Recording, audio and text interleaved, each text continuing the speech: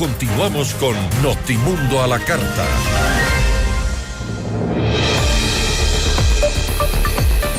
Varios desafíos enfrentan los ciudadanos de Quito, las mujeres jóvenes, la gente que vive en ciertos sectores de la ciudad donde la seguridad no es precisamente uno de los fuertes y la situación económica también por la que atravesamos los ciudadanos es parte de la problemática que ha sido recogida también en el resumen ejecutivo de Quito. ¿Cómo vamos? Su coordinadora Daniela Chacón nos acompaña ahora en los estudios de FM Mundo. Daniela, gracias por estar con nosotros. Bienvenida. Gracias, Fausto, por la invitación. Un gusto estar aquí. Han presentado ustedes un resumen ejecutivo y llamaba mucho la atención un poco todos los escenarios que se han planteado dentro de este análisis, dentro de estos datos que han recogido, las complicaciones que tienen los ciudadanos en Quito, lo que es vivir en Calderón, lo que es ser mujer, lo que es ser mujer joven, lo que es ser una mujer mayor de 50 años, lo que es ser un hombre afrodescendiente. Creo que son varios de los escenarios que de alguna forma retratan a una ciudad desarrollada aparentemente, pero con grandes problemas igual. Sí, de hecho, desde Quito Cómo Vamos, que es una iniciativa para evaluar la calidad de vida en la ciudad, que ya lo venimos haciendo 5 años. Nosotros recogemos datos desde el año 2020 y producimos estos informes cada año, donde recogemos las estadísticas públicas oficiales, alrededor de 12 dimensiones diferentes de la calidad de vida, y le complementamos con una encuesta de percepción que nosotros elaboramos y unimos estos datos para tener una mirada más integral de lo que pasa en la capital. Y lamentablemente, Fausto, la mayoría de noticias no son buenas. Es decir, así la crisis... viendo, porque el resumen es desalentador. Sí, la crisis económica que la pandemia generó recién a finales del 2023, inicios del 2024, empezamos un proceso ligero de recuperación económica de esa crisis, pero obviamente la crisis de inseguridad más la de los cortes eléctricos de este año van a impactar muchísimo en ese pequeño progreso, y por eso vemos que las condiciones son críticas para los más vulnerables, las mujeres, los afrodescendientes, los adultos mayores, los niños, las niñas, los adolescentes, quienes la situación económica les obliga a tomar decisiones que afectan su calidad de vida. Más del 71% de los estudiantes estudian en escuelas públicas, y allá viene otro de los problemas.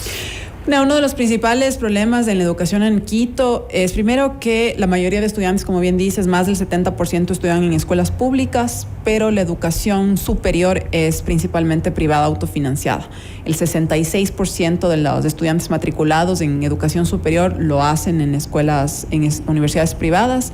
Hay alrededor de un 14% de chicos de entre 15 y 24 años que ni estudian ni trabajan.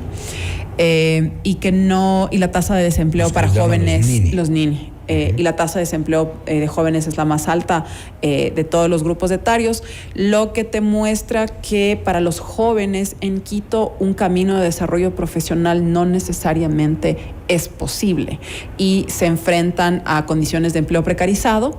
Y de desventaja frente a ese restante casi 30% de estudiantes que están en escuelas o colegios particulares, donde hay otro tipo de formación, hay otro tipo de iniciativas, donde evidentemente la situación es mejor. ¿Salen en desventaja entonces? Claro, y principalmente por recursos económicos, Fausto, porque el 65% en promedio de los padres y madres de familia que tienen hijos en educación superior dicen que el principal problema que tienen es la falta de cupos. Entonces no tienen recursos para acceder a la educación superior privada, y la pública no emite los suficientes cupos que se requieren para todos los chicos que se están graduando de los colegios en Quito. Quito es la ciudad que tiene la tasa de escolaridad más alta del país. Aquí la mayoría de quiteños tenemos 12 años en promedio de estudios, que quiere decir que tienes una fuerza laboral que puede estar bien educada, pero que no puede acceder a la educación superior en su mayoría. Y muchas de las actividades de los jóvenes, de estudiantes, por ejemplo, se dedican en lo que debería ser otro tipo de actividades, se dedican a aportar a la familia, a ayudar en los negocios, a ayudar en las empresas, en las microempresas, y esto también de alguna forma va en contra del correcto desarrollo de los jóvenes, que creo que es otra de las problemáticas que se han planteado, de las cuales tampoco vemos soluciones en el corto plazo. De hecho, fíjate que ha incrementado la tasa de abandono escolar en Quito en el último año. Esta se ha incrementado a sobre el 2%, que es alto para la ciudad, pero en parroquias como San Juan esta tasa llega al 8.4%. Es decir, estamos hablando de niños, principalmente hombres, que salen de los estudios para precisamente apoyar económicamente a las familias. Ahí hay una diferencia entre abandono y deserción, porque creo que es importante establecer esa diferencia. La deserción es de alguna forma una decisión de ellos como tal, el abandono ya es obligado.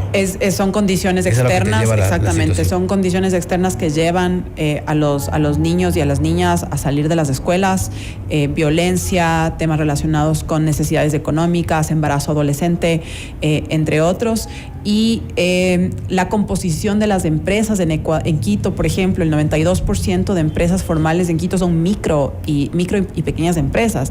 Esto quiere decir que son emprendimientos familiares, que no tienen una capacidad de escalamiento mayor, que son bastante precarios y que son muy sensibles a los shocks y a las crisis económicas y sociales que tenemos en el país. Entonces, ese grueso de gente que trabaja en esos emprendimientos con sus adolescentes o con los jóvenes que no están estudiando, también están en una situación precaria porque no logran sostener esos emprendimientos ni crecer en el tiempo, y por eso vemos también un incremento del 27% en la cantidad de permisos de venta en el espacio público que se ha dado en el último año, porque cada vez hay más gente que acude a esa forma de empleo. Y es evidente el abandono de las autoridades locales, autoridades ya del gobierno central, y con esto cierro, Daniela, porque lamentablemente el tiempo es cortísimo, pero ¿qué hacer?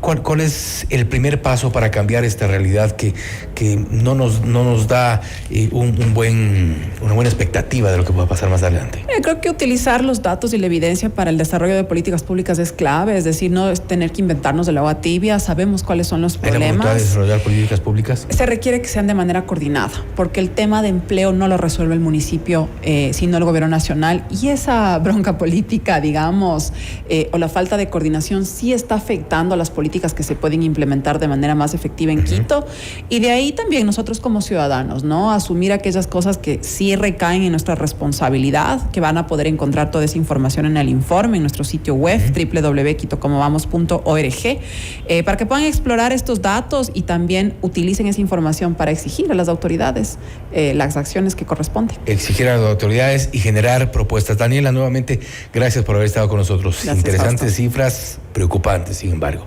Gracias nuevamente a Daniela Chacón, coordinadora de Quito Cómo Vamos, hablando sobre este resumen ejecutivo que han presentado con algunas cifras que sin duda, como hemos mencionado, son preocupantes, pero siempre, por supuesto, habrá algo que hacer. Enlazamos este momento ya también con nuestro siguiente